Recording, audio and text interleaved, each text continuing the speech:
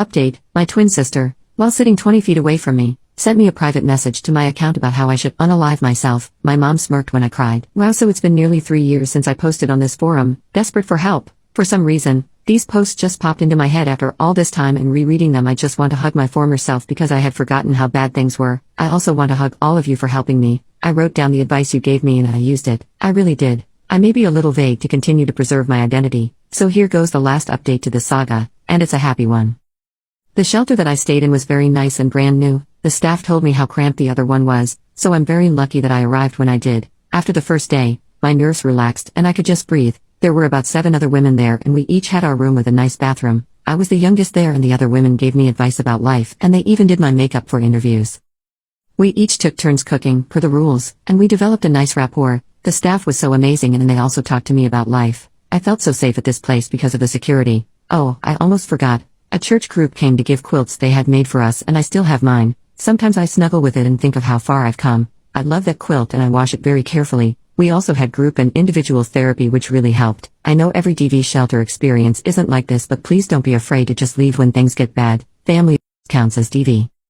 I was able to find a job that paid more than the movie theater offered and I told them that I didn't plan on going back to school in the future. Yes, it was a lie, but there was no way I could afford rent by working at a movie theater. I decided to look for my own place instead of just staying with a friend that offered because I needed stability, and if things got bad, I didn't really have a support net and would have to start over. I had no reason to think things would go bad, but after leaving such a bad situation I guess nothing felt secure for me.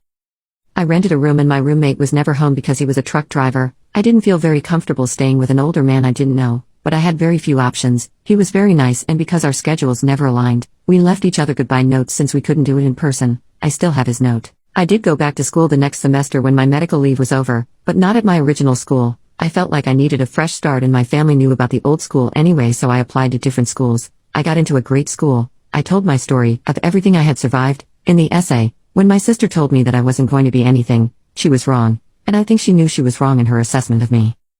I graduated this year and I have stability that I've never known before. Although I'm a few years older than I wanted to be when I graduated, I realized that sort of thing doesn't even matter and the medical leave was beneficial. I just got engaged to a lovely man with a lovely family. They always tell me they're my family and I'm so close with my future mother-in-law. I had food poisoning for the first time a few days ago and my fiancé left the house at 2 a.m. to get Pedialyte just to make sure I was hydrated, and when I felt like I was never leaving the bathroom, he told me was going to make lentil soup for me. I didn't have to ask or even say anything. When I was kid and vomiting blood, my mom told me to go back to sleep. It feels nice to be treated this way and sometimes I catch myself saying, "You don't have to," when he tries to do something nice to me. Anyway, he has 6 siblings and they're like the siblings I never had.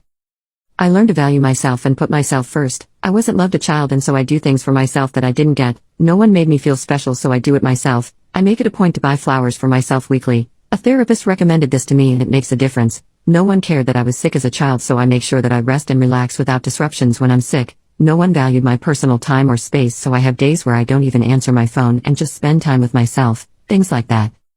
Thanks again to everyone for helping me. When I made that last update, I was crying and I really didn't think I was going to be okay. I was headed to a shelter with a 30-day stay and I thought there was no way anything beneficial could happen in 30 days. I was very depressed and hopeless, and I had no idea things would have gone in such a positive direction.